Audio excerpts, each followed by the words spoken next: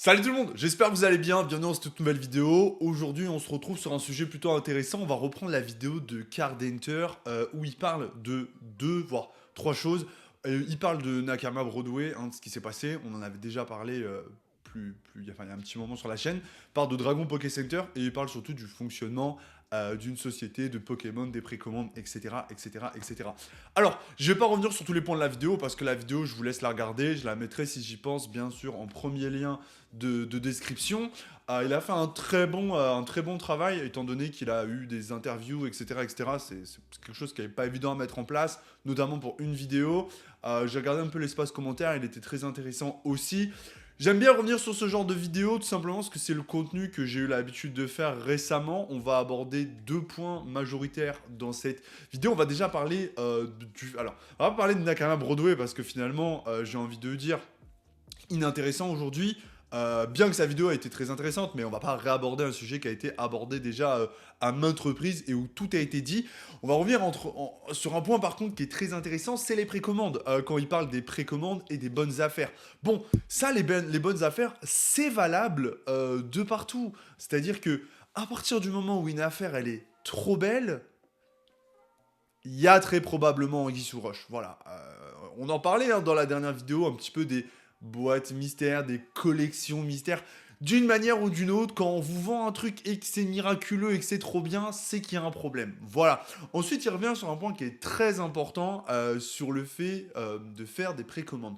Attention aux sites récents, aux personnes récentes avec peu d'expérience qui vont faire des précommandes. Et oui, tout simplement, quand vous faites des précommandes, comme il explique, le vendeur, il récupère une grosse trésorerie.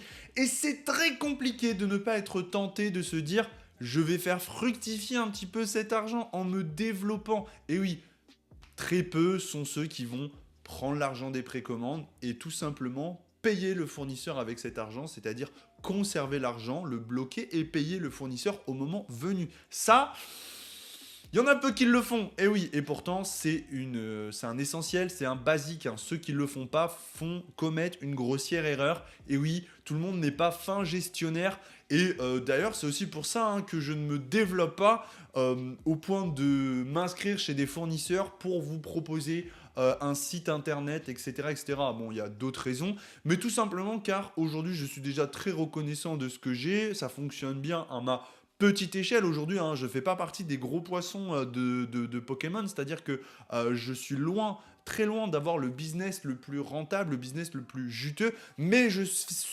enfin pas malheureusement, mais je fais aussi partie de ceux qui travaillent moins dans ce domaine-là. Je travaille dans d'autres domaines, j'essaye de proposer régulièrement des box breaks sympas, etc., etc.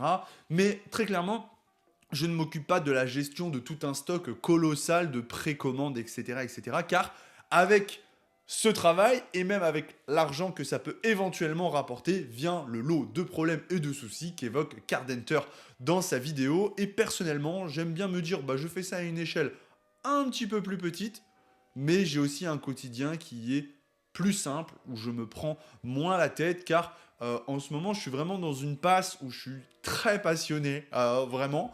Pourquoi? Parce que je me suis aperçu que je travaillais un peu plus, que peut-être aussi je gagnais un peu plus, que ma collection grandissait beaucoup plus. Et donc j'ai trouvé un rythme qui me correspond ces derniers temps et je suis vraiment reconnaissant pour ce rythme que j'ai et je n'aspire pas vraiment à avoir beaucoup plus financièrement parlant. Bien sûr, je veux toujours développer ma collection.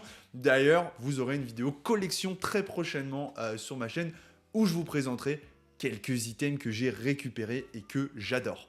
Ensuite, il a abordé un deuxième point, voilà, qui était vraiment la gestion de l'entreprise et le fait que ça pouvait être très compliqué. Bon, bah, comme je viens de vous le détailler, je le rejoins totalement. C'est beaucoup plus compliqué que ce que les gens imaginent. Alors bien sûr, des fois, comme là, vous voyez un lot de coffrets Tocopillon apparaître sur pas mal de sites avec un booster XY.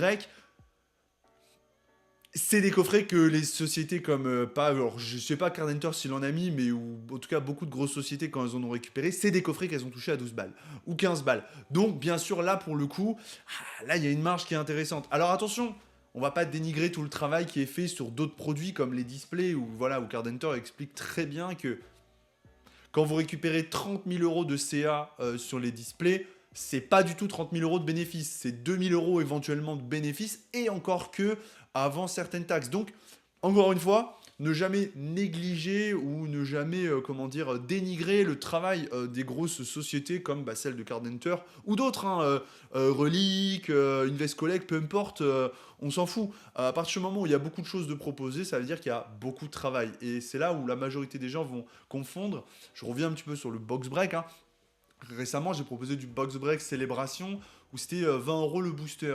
Donc tu te fais embrouiller par 2-3 personnes qui ne cherchent pas à comprendre. Mais oui, effectivement, si vous achetez une ETB 140 euros, vous récoltez 10 boosters, vous vendez les boosters 20 euros, certains seraient tentés de se dire ah bah il va faire 60 balles de bénéfice sur l'ETB. Or, ce n'est absolument pas le cas. Il y a les commissions de la plateforme de vente, il y a les taxes, etc. etc., etc. Bon, alors bien sûr, on va... Voilà, c'est... Oui, il y a du bénéfice, mais il y a tout un travail en amont de déplacer vos fonds pour acheter un produit, de le recevoir, de faire le box break, de faire les courriers, de proposer un show sur une application quelle qu'elle soit, Voct bien sûr. Donc, encore une fois, beaucoup de travail pour un bénéfice qui n'est pas aussi élevé que ce que les gens pourraient l'imaginer. Donc, c'est bien un petit peu de remettre les choses dans leur contexte. Donc voilà, si on repart sur le premier point, eh bien oui, si vous voyez des displays Évolution Céleste aujourd'hui à 200 euros, il y a probablement anguille sous roche. Donc, si vous voulez faire des achats, on va dire un petit peu conséquents, un petit peu de précommande, orientez-vous vers ceux qui ont de l'expérience. Des fois, il vaut mieux payer un petit peu plus cher, mais acheter la sécurité. Et comme je le dis souvent sur Voct, et je prêche ma paroisse, quand vous achetez chez moi, vous achetez la sécurité de quelqu'un qui va vous faire un envoi de rapide, de qualité, et vous allez recevoir votre produit. C'est pas toujours le cas chez les nouveaux arrivants, et on l'a vu malheureusement avec Nakama Broadway qui se laisse, voilà. Et c'est pour ça qu'aujourd'hui aussi, je vous le dis, je suis conscient de mes forces, mais aussi de mes faiblesses. Je sais ce que je peux faire, je sais que je suis en capacité de vendre un booster célébration 20 euros et je trouve ça formidable parce que ma communauté me suit. Alors bien sûr, il y a tout un discours et tout un projet derrière ça qui est de proposer beaucoup plus. On s'est développé récemment avec un nouveau contenu sur le box break, des displays qu'on voyait peu, etc., etc. Mais je suis conscient de mes faiblesses. Et mes faiblesses sont que si potentiellement demain j'organise des précommandes et que j'ai 50 000 euros sur un compte en banque, je serais, moi je me connais, enclin peut-être à me dire, plein de bonne volonté, je vais me développer, je dois payer le fournisseur dans 3 mois, j'ai le temps d'acheter ci, d'acheter ça, de proposer ça, de faire plus d'argent, et dans 3 mois je paierai mon fournisseur. Or, dans la majorité des cas, vous vous laissez dépasser et vous n'avez plus les fonds au bout de 3 mois tout simplement car vous avez souhaité les réinvestir à gauche, à droite. Il est possible que vous vous exposiez à des problèmes de livraison ou que sais-je, ou tout simplement, comme l'expliquait Cardenter une nouvelle fois, que vous soyez cut dans votre précommande, que vous deviez rembourser les gens. C'est pas aussi simple que ça en a l'air en tout cas, donc méfiance, vous en tant que consommateur, en tant qu'acheteur, en tant que collectionneur Pokémon, les bonnes affaires réservent souvent leur petit lot de problèmes. Orientez-vous vers des boutiques plus connues. N'oubliez pas que les influenceurs et les youtubeurs ne sont pas foncièrement vos amis. On a tous, bien sûr, un objectif.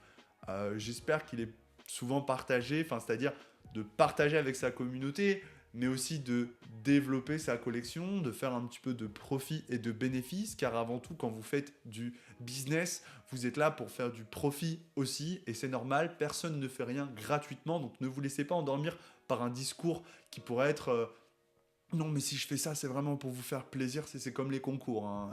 Non, c'est pas fait pour vous faire plaisir, c'est fait pour augmenter les intérêts de la personne qui le fait, tout simplement. Donc en tout cas, voilà, je tenais à vous partager ce petit retour d'expérience. Très bonne vidéo de Cardenter. Je regarde très peu le contenu Pokémon car je le trouve trop peu intéressant. J'ai pas la prétention de faire mieux que les autres, attention. C'est juste que très peu de vidéos arrivent à me séduire et celle-ci m'a séduit, voilà, tout simplement. Donc merci à tous, je vous fais plein de bisous, je vous souhaite une excellente journée et on se retrouve très prochainement sur notre application préférée, très probablement Voct et non Instagram. Vous pouvez me retrouver aussi sur Instagram David Live K. C'était David K pour la communauté, pour la chaîne YouTube et surtout pour les collectionneurs. Peace.